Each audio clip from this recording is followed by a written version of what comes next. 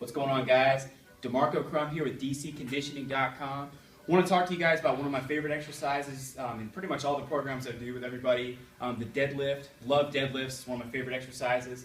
The limitation we have, though, is most people I work with when they first start out, they can't just do a traditional barbell deadlift or a conventional deadlift, as it's called. You guys have seen it before in videos before. You guys come down, you're picking the barbell up like so. A lot of people lack the mobility, the flexibility, and the strength to actually do barbell deadlifts. You know, the bar itself weighs 45 pounds. So I've actually started using a slightly beginner version of an exercise. It's what's called a sumo deadlift, which you can also do with a barbell, but you can do it with a dumbbell as well, or a kettlebell. It's called the dumbbell sumo deadlift is what I call it.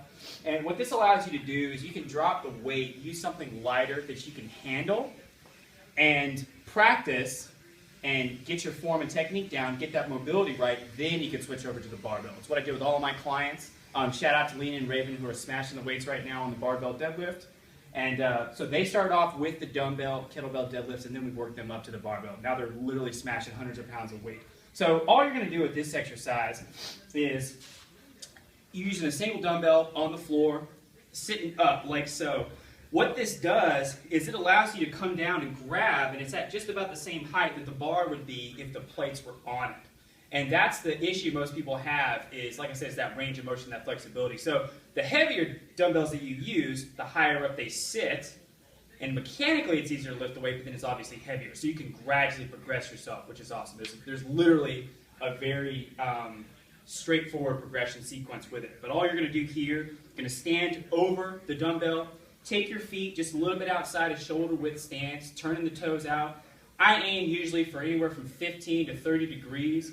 And then this is not a squat. And that's one thing people kind of confuse the deadlift and a squat. A squat is what you call a maximal knee bend and a minimal hip bend. Deadlift is the exact opposite. It's a maximal hip bend and a minimal knee bend. So your squat is typically looking like so. Your deadlift is looking more here. Less bend in the knees, more bend in the hips.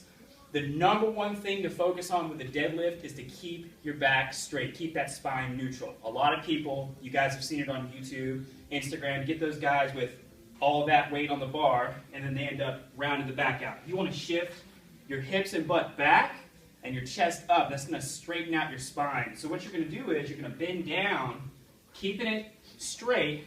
You're going to grab that weight, and then pull it back up. And at the top of the rep, you're going to tighten up your abs and tighten up your glutes.